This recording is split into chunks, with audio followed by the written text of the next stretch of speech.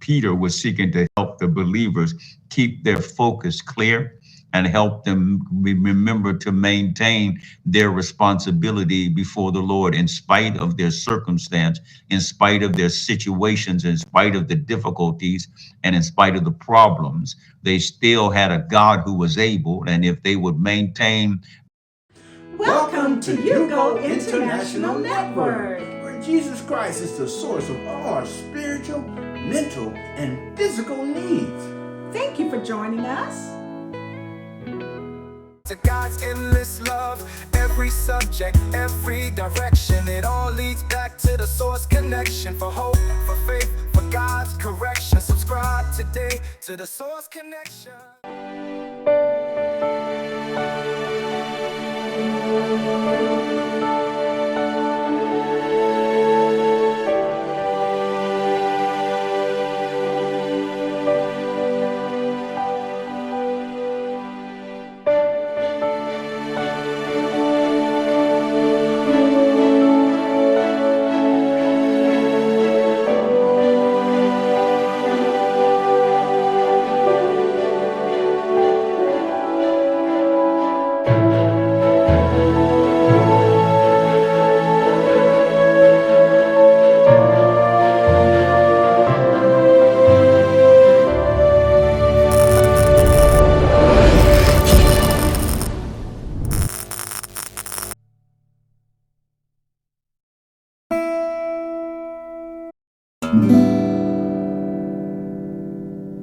Coming from the contemporary English version of the Bible, the CEV, the contemporary English version of the Bible. First Peter writing to the Hebrew Christians during this time of great persecution and during this time where the church is undergoing its attacks from Caesar Nero.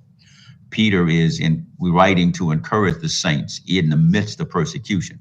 He's writing to encourage the saints in the midst of trials and tribulations, giving them hope, giving them stamina, giving them the mindset they need to stand and endure and be who God would have them to be in the midst of the storm. Amen.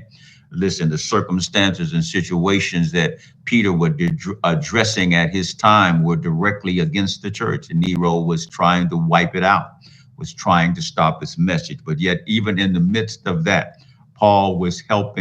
Peter was seeking to help the believers keep their focus clear and help them remember to maintain their responsibility before the Lord in spite of their circumstance, in spite of their situations, in spite of the difficulties, and in spite of the problems. They still had a God who was able, and if they would maintain their faith and their obedience to him and live up to the responsibilities that he had for them, they can be assured that he would protect them as well as he would deliver them. Are you with me this morning? So in 1 Peter chapter 1, verse 13 and 14, Peter says this, and this is powerful. He says, and I read from the contemporary English verse, he says, be alert and think straight. Don't let this confusion confuse you. Don't let these trials and tribulations get you off focus. Don't let these problems that you face make you miss and turn you away from the one thing that it will enable you to overcome it. Be alert and think straight. Put all your hope in how God will treat you with undeserved grace when Jesus appears. Are you with me today? Peter is saying that's what you need to focus on, not on what's not happening or what is happening right now, but what God has promised you he's going to do for you when the day you appear before him and Jesus calls all time to a halt. Put all your hope in how God will treat you with undeserved grace, because we don't deserve it, when Jesus appears. Listen, behave like obedient children. Don't let this trial and tribulation make you fall into disobedience. Don't let those things that are happening around you make you renege on your commitment to the word of God and turn away from your devotion and your dedication from God. He says, don't let your lives be controlled by your desires. Don't let your desires get in the way of your obedience to the word of God. He said, as they used to be. Hallelujah.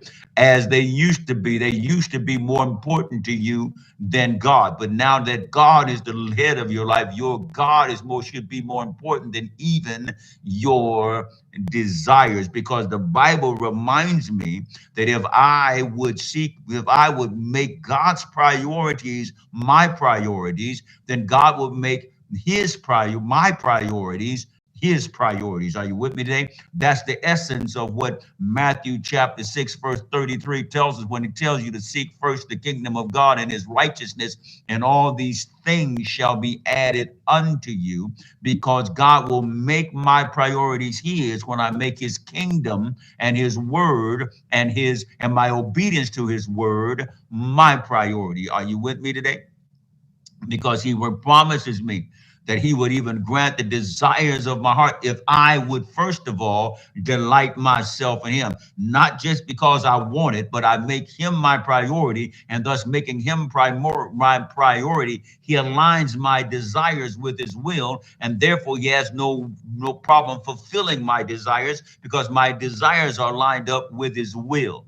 Amen. Are you with me today? And I will not do anything apart from his will, nor will he do anything apart from his will for us. Peter was reminding us that even in the midst of tribulation, trials, and trouble, we should not lose our awareness of who God is and what God can do and how he is moving, even in the midst of the situations and circumstances that he's facing. Peter was reminding us that we should not lose our awareness, but we should maintain our assurance. Are you with me today? That we should maintain our assurance, that we should be assured of this one thing: every promise of God is going to come to pass in our life. Every purpose that God has for our lives is going to be established, and every word of God is going to be made real. There is nothing that God will not do for us that he has not promised, if we line up with his will and line up in obedience to his word. Are you with me today?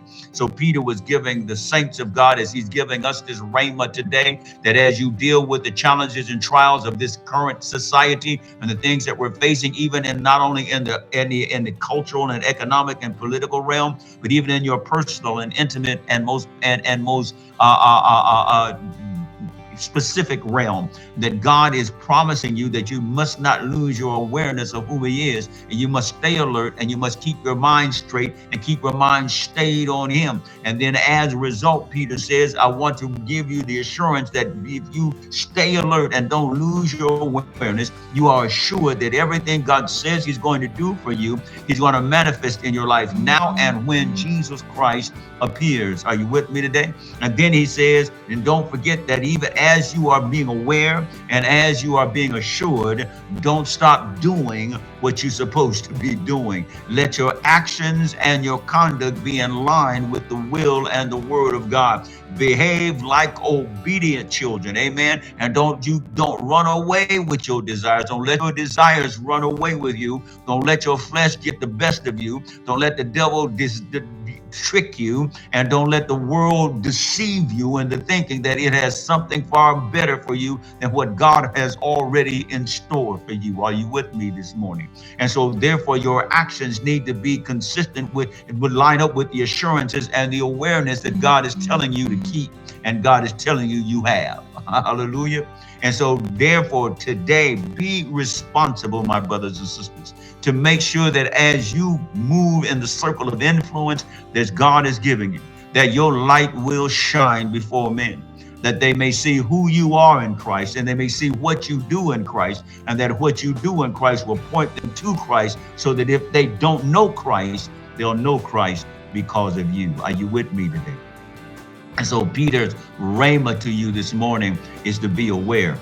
Peter's rhema to you this morning is to be assured that everything God is promising you is going to come to pass. Peter's rhema to you this morning is that you continue to act out and let your actions display your trust in God and your faith in God and your belief in God. Are you with me today? Be alert and think straight.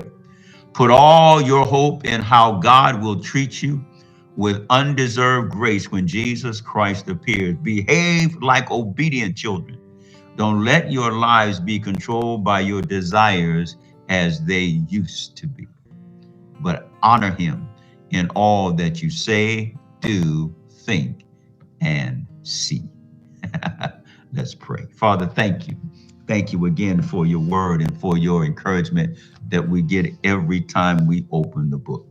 Thank you for what you've given us today, specifically and personally, that will help us to continue to walk in a manner that will bring your blessings into our lives and bring glory to your name. Have your way in us, have your way with us, and have your way through us is our prayer. And be glorified in the earth in the name of Jesus. In all of God's people said, amen and amen and amen.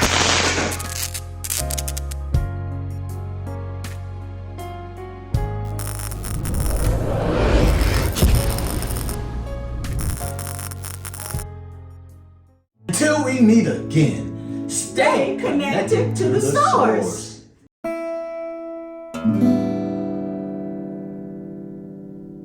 Welcome to the Source Connection, where Jesus Christ is the source of all your spiritual and physical and mental needs. Well, today I want to present to you a book. Yes, my book. Yes, I'm an author. And yes, my amazing wife is the co-author of Victorious Change. Yes, my wife Valerie helped me to write this book. My story became our story. 35 years of drug addiction, sleeping on the street, sleeping behind dumpsters, and today we are happily married. It's been 8 years, and this book of Victorious Change talks about the victories in our life, talks about how we surrendered to God, and today the blessings of the Lord has chased us down and overtaken us. I tell you, and I'm going to tell you, and I'm going to keep telling you, you have to have this book, Victorious Change. It will change your life.